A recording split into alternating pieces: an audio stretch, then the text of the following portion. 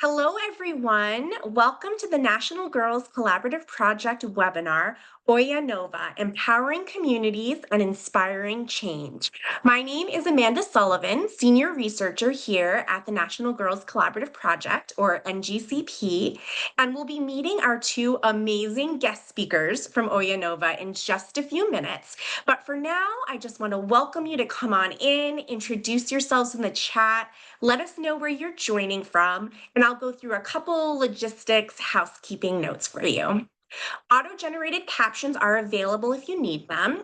For now, we ask that you remain muted, but there will be a Q&A portion towards the end of our time together today where you will have the opportunity to unmute and ask your questions to our speakers on camera if you prefer. And you're also welcome and encouraged to use the chat throughout our entire hour together. Start putting in your questions as our speakers are presenting, and we'll ask them later on. Let us know what brings you here, what you're excited about learning today, and we're excited to chat with you there. I'm joined by Kata Lucas, who is also a senior researcher at the National Girls Collaborative Project, and she'll be putting in links, information, helpful tidbits as the presentation is going on as well, and she can help answer any questions that you might have. Well, if this is the first time you are joining us for a National Girls Collaborative Project webinar, welcome. You've picked a wonderful one to come to. I just want to share a little bit of information about who we are and what we do before I turn it over to our speakers. So the vision of the National Girls Collaborative Project is to support and create STEM experiences that are as diverse as the world we live in. And you can learn more about some of the resources, events, and materials that we put out by visiting our website, ngcproject.org. We offer regular webinars like this one on topics related to STEM and STEAM. We bring in educators, researchers, authors, industry folks, and more. So definitely keep your eye on our events page. One of the best ways you can learn about our webinars, events, and other materials is through our monthly newsletter. We'll put a link in the chat for you to learn how you can sign up for that. And all this and more is on our NGC project website. So without further ado, I am so honored and thrilled to introduce our two speakers today, Jessica Esquivel and Emily Esquivel, the co-founders of Oyanova Enterprises. Oyanova is committed to the generational wealth building, financial stability, and improved mental health and overall well-being of Black and Brown communities. These two are a dynamic force committed to forging innovative social initiatives through the power of community, drawing on both of their unique backgrounds, Jessica's background as a physicist and Emily's background as a psychotherapist. And I don't want to say too much more because I think it will be wonderful to hear directly from them, their story, the amazing work that they're doing, and how we can learn more about the wonderful projects that they have going on. So thank you so much, Emily and Jessica, for being here. Without further ado, I'll bring down my slides so you have an opportunity to bring yours on, and I'll let you two take it away.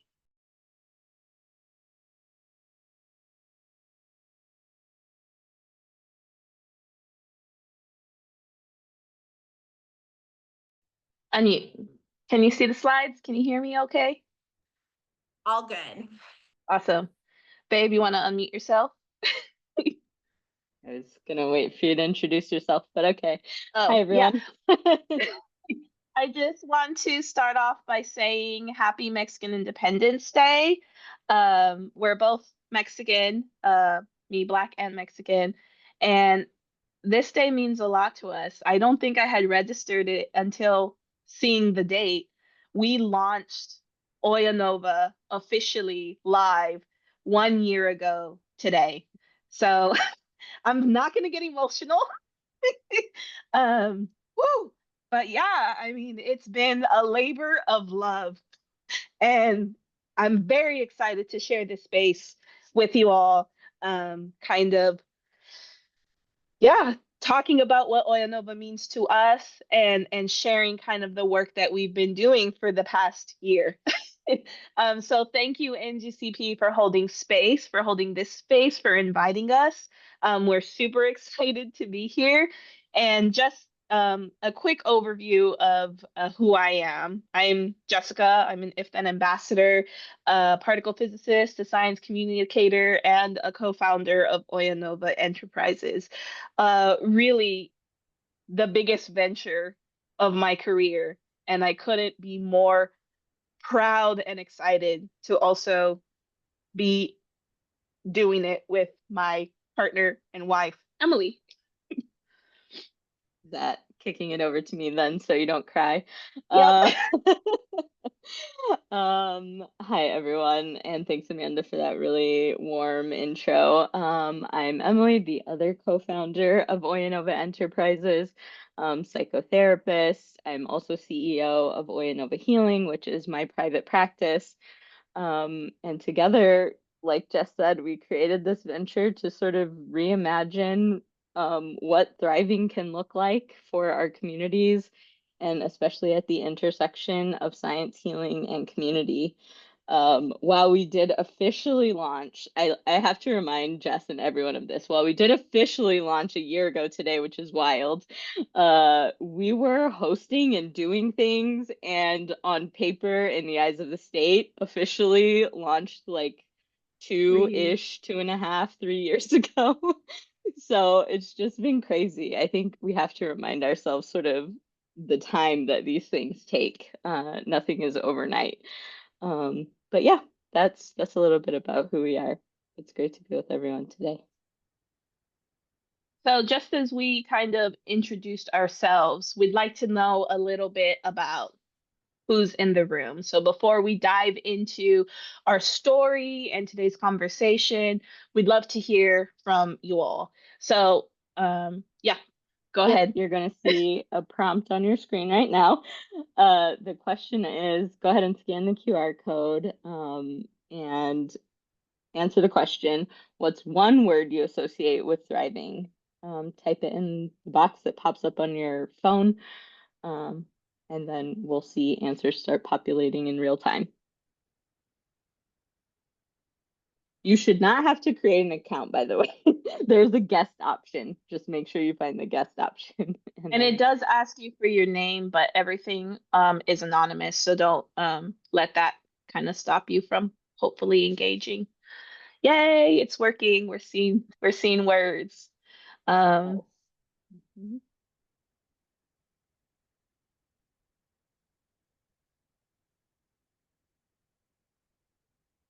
Wonderful.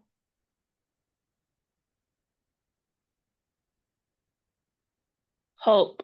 Love it. Yeah, so I mean, as this cloud is building, we're going to be able to essentially see um, themes that emerge and collective wisdom of this group in real time. So it's a great, I think, starting point for the conversation that we're about to have. And we get to know a little bit about you. Authenticity seems pretty important, so that's good news.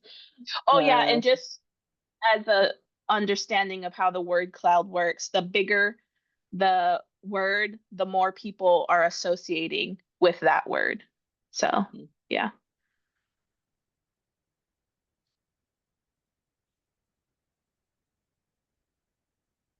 Give you all a couple more seconds, but it looks like authenticity and peace are taking the interesting. I wonder what peace means for people. The therapist like wants to know. I'm like, say more in a one word chat.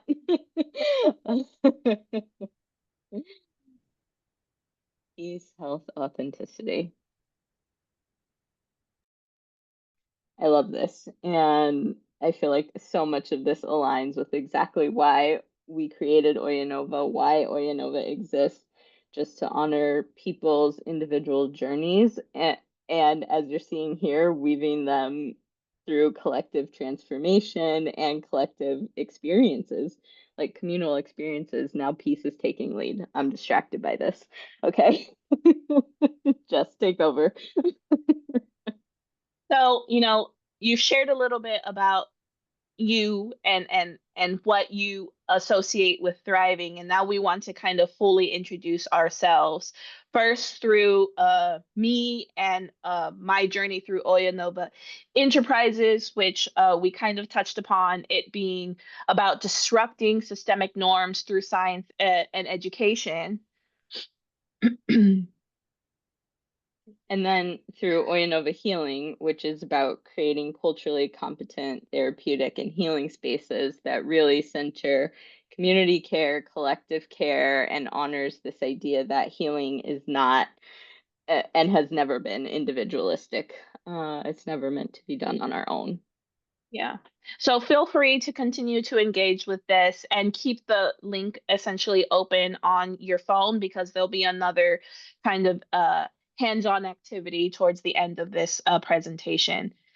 So I'm Jessica, I already said, a particle physicist, but my path through physics has always been more than equations. It's been about belonging. Ever since I was in college, this idea of science communication and community engagement and the research have been intimately linked before I even recognized that that was the case. And through my graduate program, you know, the traditional norm that is discussed says to keep your head in, keep your nose in the books and don't get distracted with anything else. And I tried doing that. I tried following the traditional path of what a scientist should be focused on.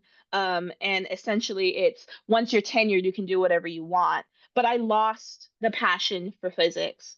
And it really, I almost left the field because I didn't have that outlet of engaging with my community, of discussing the science that I do with people that look like me. So I saw the model of how I saw how the standard model of science didn't account for people like me, didn't nurture the passions that I had that I needed to be successful in the field. So like we're going to be saying Oyanova Enterprises a lot, but it was born to disrupt those norms, using science, education, and culture to create infrastructures where our communities can thrive in the field of science.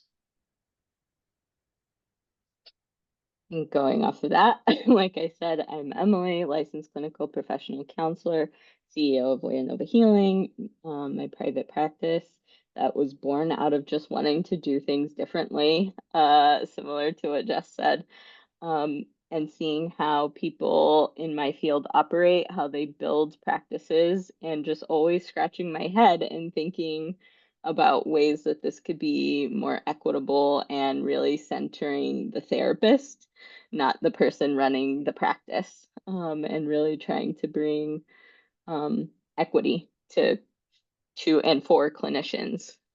So that's that piece. And then obviously co-founder of Oyanova Enterprises. I have my master's degree in psychiatry and religion from Union Theological Seminary in New York. And my second master's degree is in clinical counseling and psychotherapy. I got the bug for therapy and training in New York at seminary, and then got my formal training here in Chicago. My work is to empower individuals on their self-discovery journey, centering those who have been historically and intentionally excluded. While formally, once again, trained psychoanalytically, I take a more relational, integrative, and collaborative approach, encouraging my clients to find what works best for them while prioritizing safety and the importance of embracing full identities. And again, similar to Jess's story, when I was in school, it was very much like, this is how we do therapy. These are the fathers, mind you, fathers specifically, of therapy. These are the people we learn from, train from. And when you're sitting there as like the only brown person in the room, again, kind of scratching your head like, hold on, like, where did the research come from? How do we know this is the best way to practice? Who is this the best way to practice for? And really interrogating those standard models, like Jess said, of what we're learning. And people didn't really like those conversations. But anyways, in addition to work things, I like to also say, because I'm a whole person, a spouse, fur baby mom of 3 silly babies. I'm a Texan at heart, despite all the things. I'm a recovering Catholic. I'm an adult child. um, I'm an aunt and just an all-around soft soul. All of these elements I like to highlight because all of these things interact with who we are and how we show up in the world and how we do the work that we do. And it's important not to silo any single one of those. So leveraging both mine and Jessica's unique strengths, perspectives, and insights, we're able to bridge both of our worlds of science, mental health, and advocacy. Absolutely.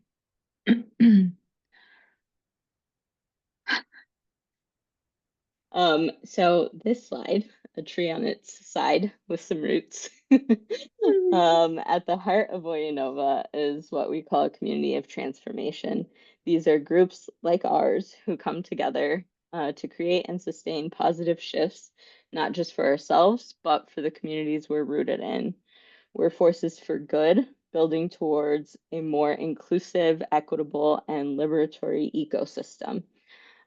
This is the soil we grow from and what makes everything else we share today possible. Yeah, so this is definitely like our why and our how, right? So the community of transformation is not a term that we've coined. It is a theory that's developed in social movement organizations and movement building organizations that we really wrestled with in those 2.5 years before we officially launched. Like, what is Oyanova going to be? How are we going to be continue to be rooted to the community, and what is the framework that we're going to be working through? So now that we've grounded ourselves in the why, we can move into the how. And how do we actually move from like vision to practice or theory to implementation? And that's where the quanta framework comes in. So like I said, with the community of transformation as our foundation and Quanta is our practice, this forms the ecosystem that powers Oyanova. And we like to say like community are the roots, Quanta is the practice, and liberation is our fruit. That is the goal that we're moving towards. So now kind of digging into what the quanta framework is. For over a decade, I've been engaged in the work of advancing equity, diversity, and inclusion, and physics and in STEAM more broadly. And I intentionally input that A in STEM because I think it's integral to community engagement and science communication that we amplify arts in STEM education and communication.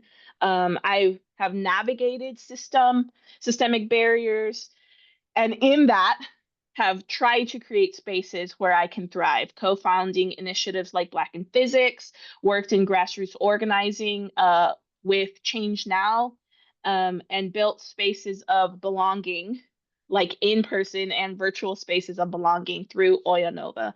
And throughout all of these efforts, one truth has emerged and has remained true is that current DEI models aren't enough. And in this current political climate, we're seeing that like in real time, where we have incrementally pushed the ball forward to try and create equitable spaces in the scaffolding of white cis het society. And from one day to the next, we've seen all of that small incremental change roll back, right? So it really just kind of underscores maybe the models that we're using are broken or are working as designed. That's another conversation for another story.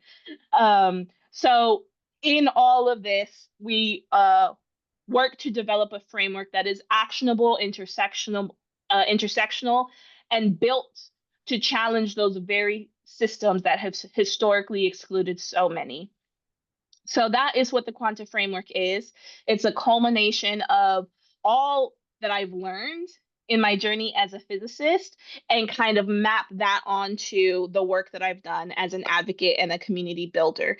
So it's not surface level inclusion, it's not tokenism, it's really built on reshaping the very foundation of DEI practices by questioning norms, amplifying diverse voices, unleashing the power of intersectionality, really navigating those difficult conversations, whether that be scientific or cultural, and then moving from kind of questioning to transforming and activating real systemic change. So, like I said, this framework mirrors the physics that I study as a particle physicist, challenging that standard model and really embracing those difficult, friction riddled conversations and using those collisions to spark transformation.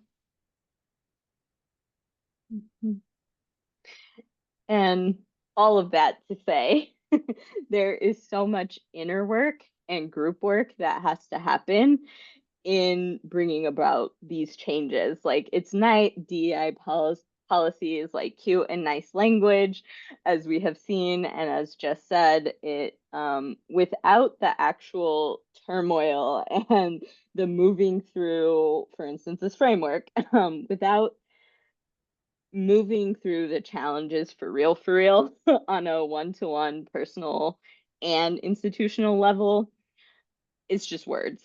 DEI policy, it's just cute language that can get ripped away at any point without actually integrating it into the system or into a new system. So for me, as we have talked through things and as the mental health side of this, working through this framework is really about highlighting and bringing mental health, identity, care into the conversation, because we can't just have policy changes without I think talking about and honoring the deeper work and recognizing that systems don't change unless people feel safe enough to challenge them. And so really highlighting that sustainable change requires integrating care, complexity, and I use this framework to reimagine how organizations, like I said, can foster real mental, emotional, and professional wellness. Yeah, totally. And I think this really does show the yin and the yang of what I bring to the table and what M brings to the table when it comes to our business. And it's implemented even as low, I guess, in the totem pole as our logo, which I didn't add it only on the front page, but even in our logo and even in talking about the naming of Oyanova, it embeds this idea of yin and yang, of chaos and calm, of nurturing and burning it to the ground. Which is, I mean, Oyanova is really us. Like, that is how we engage in these conversations, how we come to the table and try to create these like transformational initiatives. And it is also embedded in like the foundation and the framework of who we are and what we do. So kind of using that framework and seeing Oyanova in action, this is essentially about showing how Quanta comes alive in real communities. So on the system side, we built programs that bring STEAM education directly into historically excluded communities. And again, this is about questioning the standard model of who science is for and amplifying voices that are often left out of the story. So kind of what you're seeing on the screen right now, I'm not sure if you can see the videos or if they're just black boxes. You can't see it's fine. You get the gist of it. This is one of the first events that we hosted as Oyanova, Baby Oyanova, and it was called Qubit. And Qubit is a unit of measure at the quantum scales. And it really kind of underscored the non-binary aspect of the event that we were trying to to elevate. So this was an event hosted at the Museum of Science and Industry here in Chicago, with Black and Brown middle school students from the Chicagoland landscape, really connecting with the idea of queerness, mental health, and STEAM. Yeah, it was a great event. It was a huge undertaking. This one was only half a day, but it was still a labor of love, and yeah, awesome. It was almost a full day. Give us a little bit of credit. Fair. It was almost a full day. But what I want to highlight, and it's a bummer you can't see the videos, but what I want to highlight, it was Black and Brown middle school students, and this was a space where we integrated, like we had science activations, we had, oh, there's some of the videos. In the right-hand corner, we had a Black woman yoga teacher wrangling up all these middle schoolers, walking them through some yoga practices, grounding practices, but it was so, I think, heartwarming and inspiring, and the fuel we needed to create the next event that we'll talk about in a second. But to see all these Black and Brown middle schoolers come and just like engage with all the science, all the wellness, ask the questions. You can see the child with the mic there. That particular child asked a lot of questions, which was just amazing. But to see just sort of the what happens when kind of everything else falls away and they are in a space, we are in spaces where we're reflected and centered. I mean, it's making me emotional, but it was just so amazing to see. And that's really, I think, again, at the heart of Oyanova, what we're trying to do. And yeah. So M hinted at our next venture, and this is QueerQuest, which we are in the throes of organizing right now. And this is another way the quantum framework fully comes alive. So this is our current flagship inaugural retreat that's happening October 11th and 12th here in Chicago. It's the first of its kind, centering BIPOC queer professionals in STEAM and mental health, and that cross pollination of those two kind of sectors of attendees is intentional.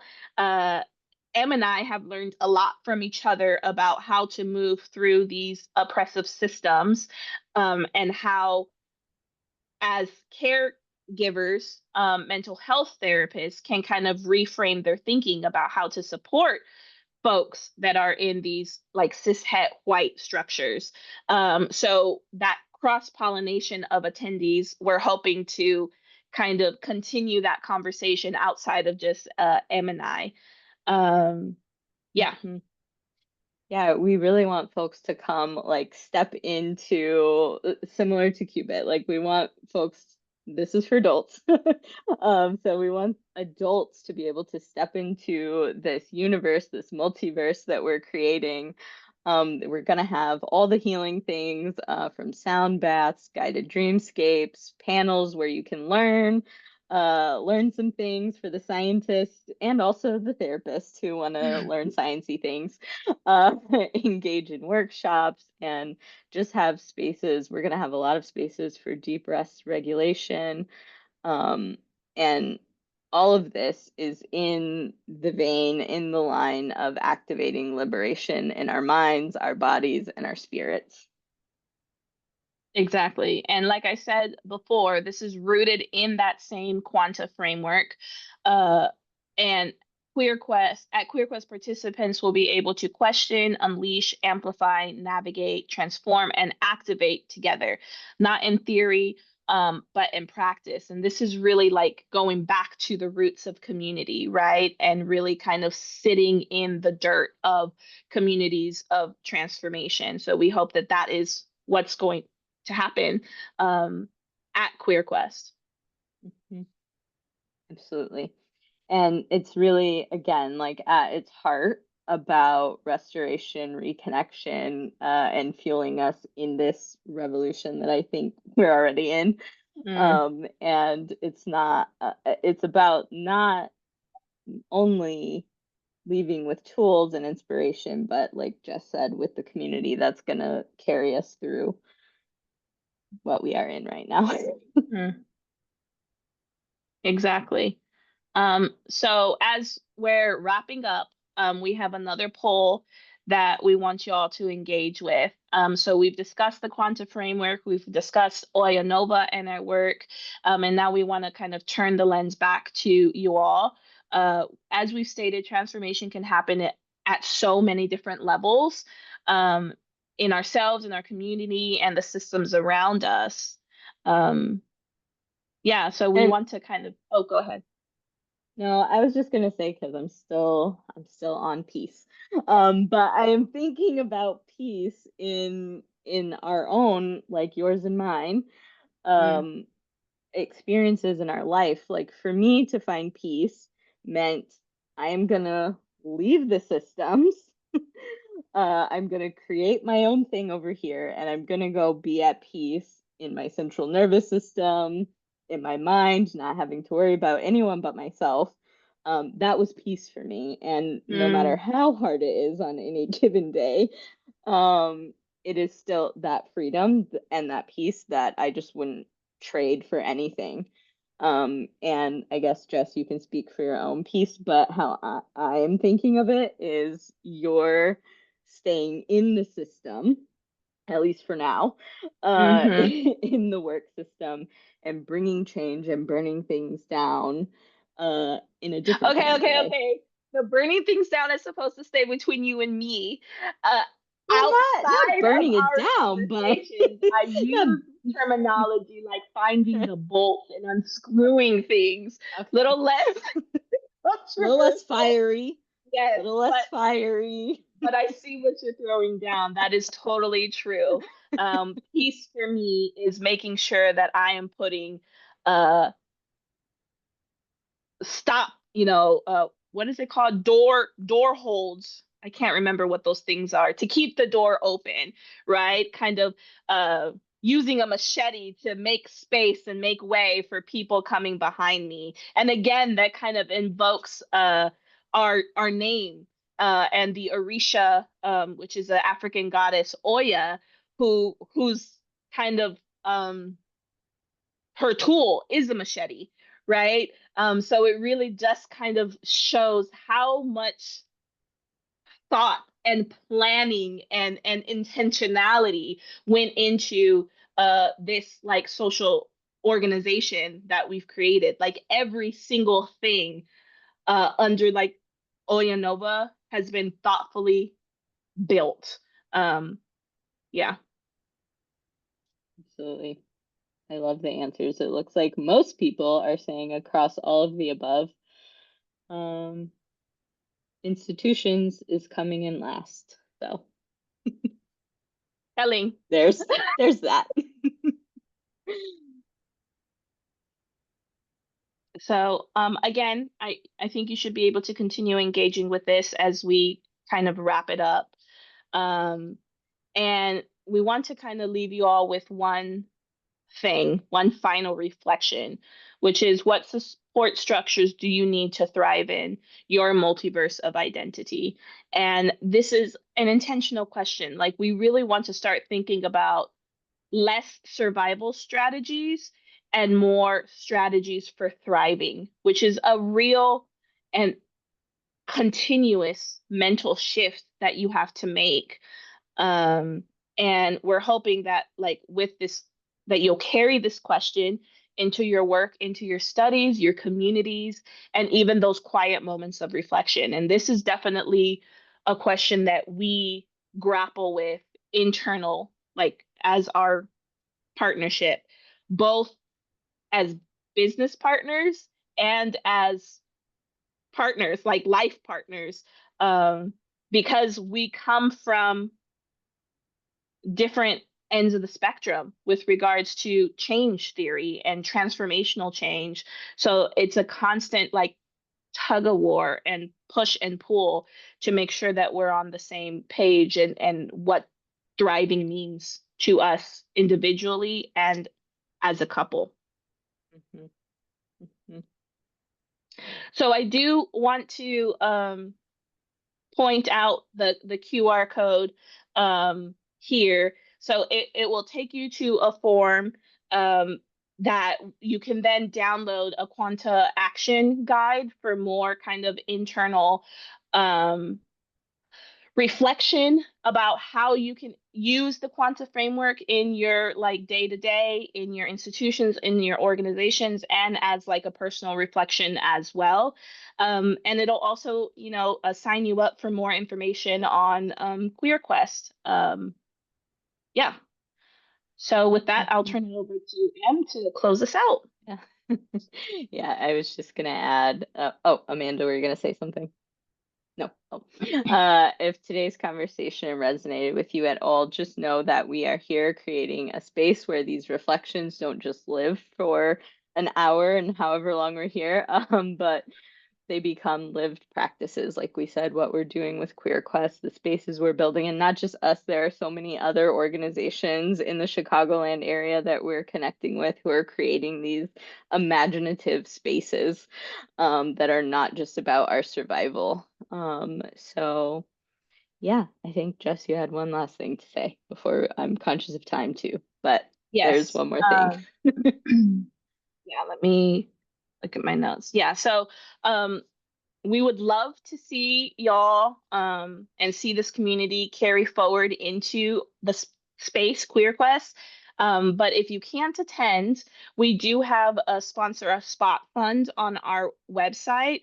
And currently, this is self-funded. Like I've tapped into my 401k, which is really scary to be able to put this on. And we know that it, especially the communities that we are connecting with, there may be financial limitations and financial barriers. So that's what the Sponsor a Spot Fund is for. And even the smallest amount will ensure access for attendees regardless of financial status. So, you know, if you want to come, buy a ticket, it's going to be freaking phenomenal. If you can't come but you want to support, you can sponsor a spot. We also have a resource, mental health and STEAM resource village. So if you want to kind of connect with the attendees in that way, you can definitely have a booth, and all that information is on our website, which I'm hoping is being dropped somewhere on the chat. But yeah, this is I think where we leave you, and hopefully have an amazing Q&A after where we can dig more and see y'all's faces and engage that way. Thank you so much, Jessica and Emily. And yes, we've been dropping the links in the chat, and we'll be sending you all the webinar recording, Jessica and Emily's slides, as well as a transcript of the chat. So you'll get all of the links that we've been putting in the chat as well, especially I know some folks joined a little bit later. But thank you both so much for sharing. It was absolutely wonderful to learn more about your personal, professional journeys, your histories separately and together that came together to form Oyanova. And we do have some questions that have already come in the chat, and I'll read those out in just a moment. But I want to welcome everyone to put their questions in the chat if they have some, or to simply raise your hand if you want to come on camera and chat with Emily or Jessica as well. But let me go through a couple of the chat questions we have, going back to the beginning with your introductions. First of all, those introductions really resonated with me, especially Emily, when you were saying that all of those aspects of yourself are important to share, that we don't operate in silos, and they all influence who we are and how we engage with the work that we all do. I forget that a lot of the time, even though I know it from a research perspective. It feels like you're just supposed to give a professional introduction sometimes. So I really appreciated how much you both shared about yourselves. And Adrian had a question about your introductions. Adrian asked, your introductions make me think of the work of Robin Wall Kimmerer. Have either of you been inspired by her work? And then just another question about inspiration. Whose work has inspired you? Do you have any role models or mentors, especially given that you're both probably, you are role models and mentors to so many people? I think Adrian wants to know who inspires you? Who are your mentors and role models? Yeah, so funny you should ask about Robin Wall Kimmerer. We actually reached out to them, hoping that they could potentially connect on Queer Quest. Yeah, so unfortunately they couldn't. So that's their book. But they are actually going to be at Morton Arboretum, October 10th. So right before celebrating Indigenous Peoples Day. So yes, it's definitely intimately aligned with um, who we are as scientists, as mental health experts, who we are as business partners. And entrepreneurs. And I mean, it's something that has been that I've learned to understand the importance of how I move through this world, not being able to leave parts of myself at home. I would say, as far as models and mentors, another amazing author and mentor of mine is Dr. Chanda Prescott Weinstein. They wrote Disordered Cosmos and actually have another book coming out soon as well. And really, I mean, there's only about 150 Black women with a PhD in physics. So we're a very tight-knit group across the career landscape. So looking ahead to see how those Black women are shaping what a scientist means to them and the spaces that they're in really does give me kind of hope. I think that was one of the big words, right? Hope. Yeah. Yeah, I don't think most of mine are in the therapy world. Most of mine are people outside of the therapy world who are blazing their own trails. Like I think of Arlen Hamilton, I think of Adrienne Marie Brown, whose book Emergent Strategy I'm staring at right here. That's a great resource. Rachel Rogers. These are women who are imagining, re-envisioning, and kind of throwing away the old book that we have to be, look, do XYZ. And yeah, those are some of the people that I look to just kind of open my mind about what's actually possible. I was gonna say braiding sweetgrass, so that's one. But yeah, those are some of the people. Mm-hmm. Thank you both. We've all gotten some new book suggestions now and people to look into, and that was a wonderful question from the chats. A couple of questions actually came in about your quanta framework, a few comments. You probably saw the reactions coming on as you were sharing. People were very interested in it, and you already answered one about how we can learn, how we can apply it to our own work and our own settings by scanning that QR code that you had shared and learning more about it. But folks also are curious if you can share how you plan to assess the impact of the framework, or maybe you have already, and what are those metrics of proof of concept for this type of framework?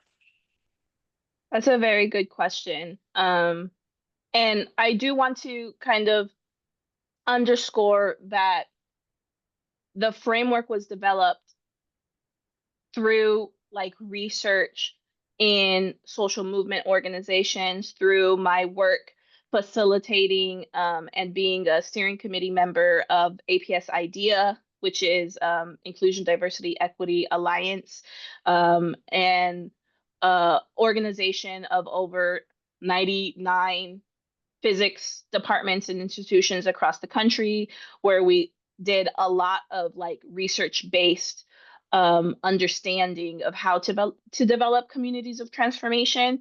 And then I implemented my experience and language of particle physics to make it more to make the framework accessible to the communities and conversations that I was having within like the STEAM and physics spaces. So it's not, what am I trying to say? Not built out of thin air, right? It's research based. With regards to proof of concept and measuring impact, we do want to be mindful and critical of partnering with community and not analyzing or data taking or being extractive of the community. So that's one of the big aspects of the framework, is that we're not doing it for, we're doing it with. And I think that is a good kind of proof of concept of the framework in general, is that we're getting buy-in and collaboration from community partners that we want to build kind of shoulder to shoulder with. So yeah, I mean, it's a fine line with data extraction. Yeah, Even though I'm a scientist and I love data, we gotta be mindful that, you know, there's community organizations that have been on the ground doing this work, and I don't want to take or co-opt or colonize the work that's already been done. I want to build and integrate with the community. Yeah, and I was just going to say, in regards to proof of concept, that's a long-term question, because this is these trainings that we have and the implementations that we're working with groups and organizations, we're obviously won't know tomorrow. But the sustainable change, like we were talking about on the framework slide, that is going to look like 6 months, a year, 2 years type thing, because we really want sustainable change, not just Totally. DEI language. Yeah. And then on top of the fact that it is research based and developed from like social activists and social scientists, and pulling from the research and the language that has already been kind of in the zeitgeist, gives a little bit, I think, of confidence in the framework. But it's definitely a shift in who we're prioritizing, I think, and a shift in community building versus like extractive kind of. When I think about like science communication and community engagement, there's outreach and engagement. That's really kind of where we're sitting in that dichotomy. Thank you both for sharing more about the development of the framework and helping to illuminate this idea, this shift, and thinking about the work you're doing with communities as opposed to for, and just clarifying the lens of your framework and the work that you both do. Super helpful. Another great question. I'll ask one more question and then I will take a peek to see if anyone has their hands up that wants to be on camera, wants to be with you live. But feel free to keep putting them in the chat or DMing me or Kata. All of that is fine. We want you to be comfortable asking your questions. This is a fun one. Someone wants to know just what are you looking forward to most about Queer Quest?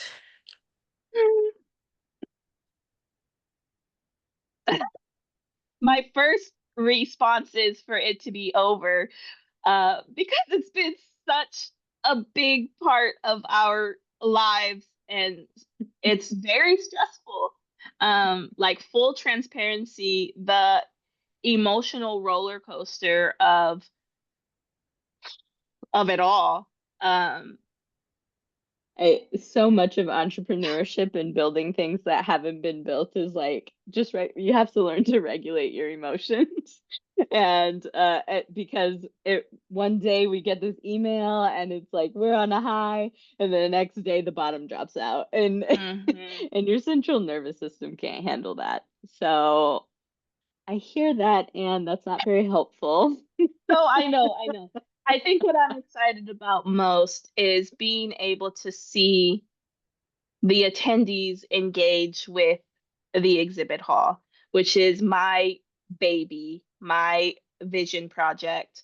And it is a space of 5 different zones. We have the Quantum Creativity Lab, we have the Rest and Regulation Lounge, we have the STEAM and Liberation Learning Zone, we have the Mental Health and Resource Village, and what's the fifth one that I'm missing?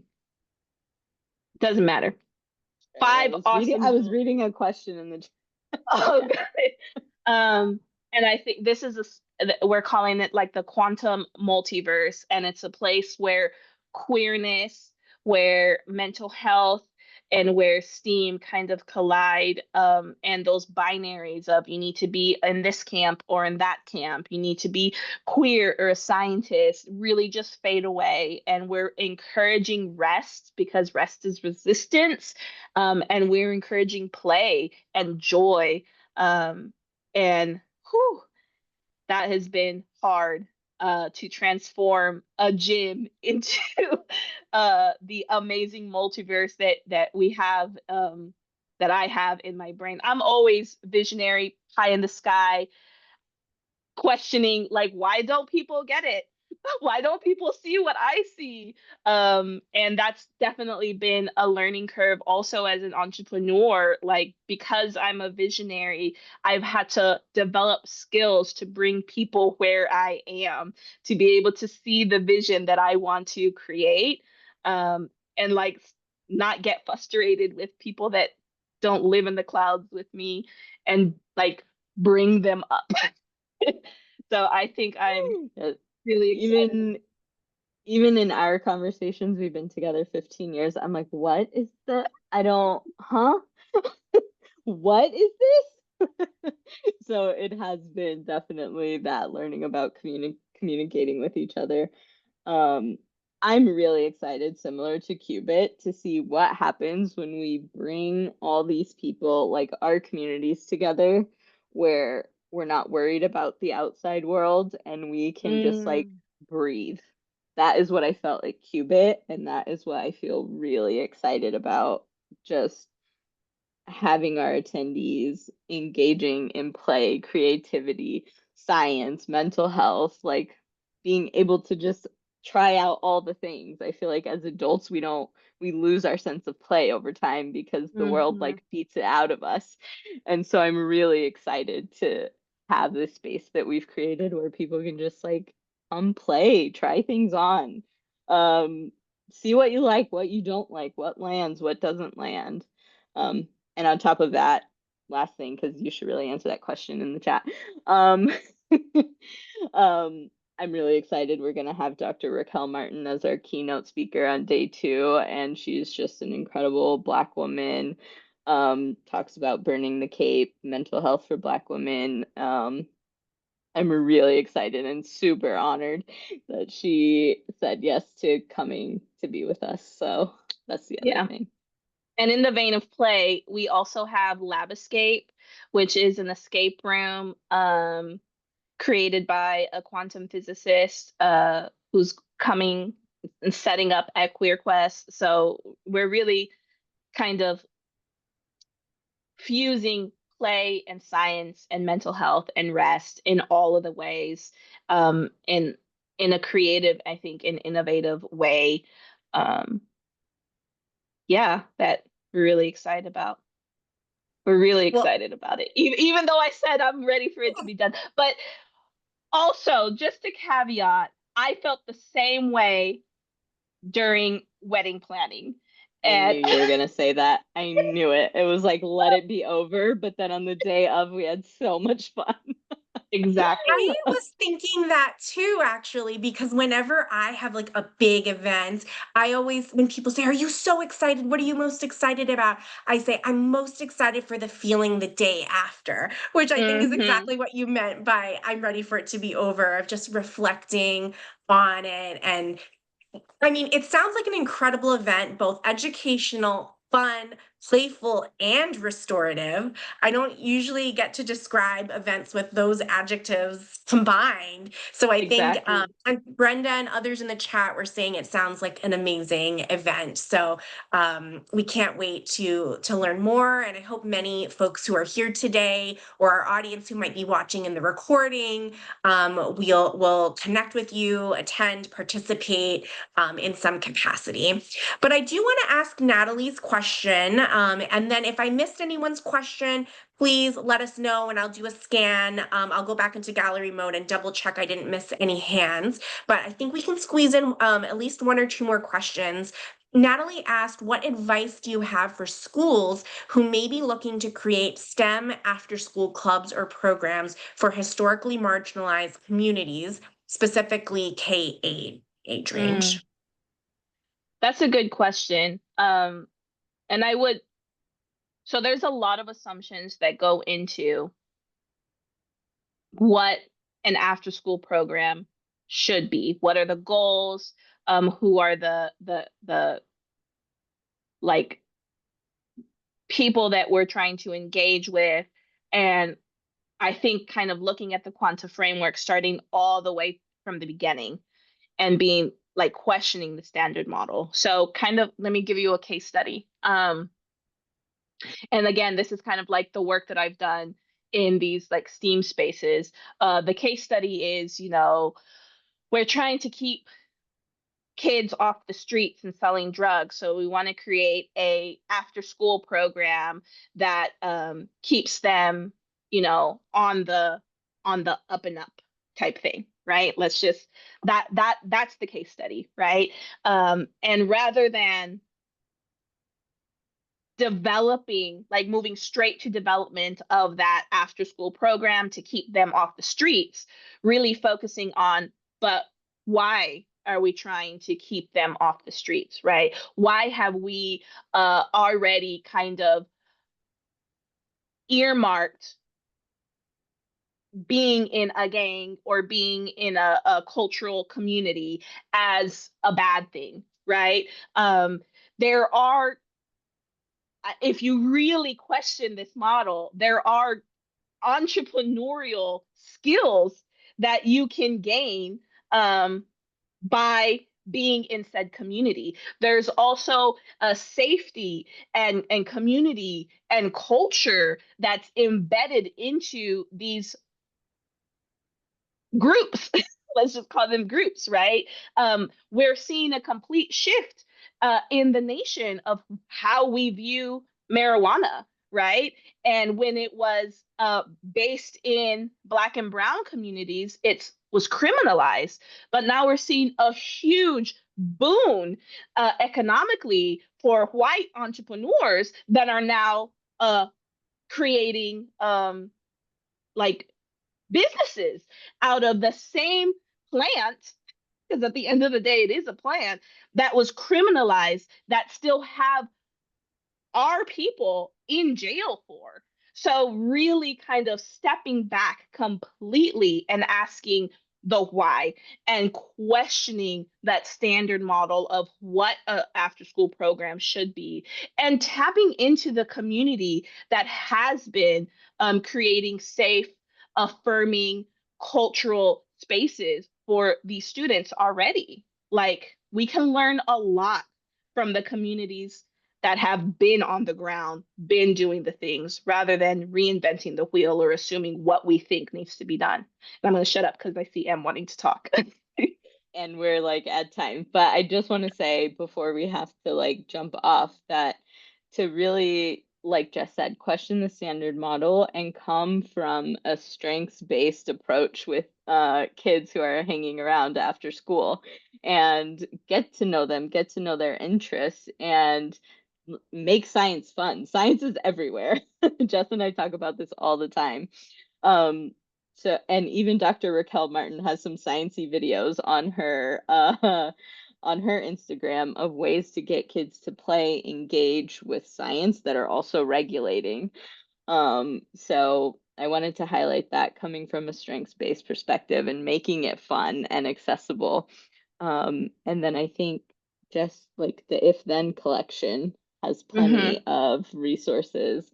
We should probably put that in the email somewhere. But Jess's ambassador program, If Then She Can, I think has a lot of resources for STEAM stuff. Totally. And even looking at the If Then ambassadorship as a case study of how we engage and how we talk about STEAM has changed the game, right? Like we have seen so much positive output from the collection and from the ambassadors and from elevating and amplifying diverse women's voices in STEM in a completely unique and innovative way than I've seen in my like 30 something 6 7 I forget years of doing of being on this earth and yeah, like the If Then ambassadorship has really changed the game about representation and recruitment and retention of women in our field. Well, thank you both so much. It is horrible to end such a dynamic, interesting, engaging conversation with folks who are bringing so many great questions to the table with you both today. But I'm sorry to be the logistics person letting us know we're a couple minutes over, but I'm so glad we were able to do that. And I think, correct me if I'm wrong, got to everyone's questions that came in via the chat or via direct message to me and Kata. Thank you so much, Jessica and Emily, for sharing your resources and really supporting us with the questioning that we're all going to be doing in our respective fields, the mindset shifts, and the reflections that you've prompted us with. I know I have a lot to reflect on and think about in my own work, and I know many of us here do as well. As someone put in the chat, that you're prompting us to question the stereotypes and norms that ground the models that we all rely on in our different models in different fields and domains that we're in. If you enjoyed this webinar with Jessica and Emily, consider supporting the work of the National Girls Collaborative Project so we can continue to put on events and conversations like this one. Kata will put a link in the chat for you. We'd also ask that you complete our post-webinar survey. We'll put that in the chat and it'll also pop up when we close the Zoom and you'll get it via email. Once again, thank you all for being here, for the wonderful questions, the conversation, and we appreciate all of you. Take care.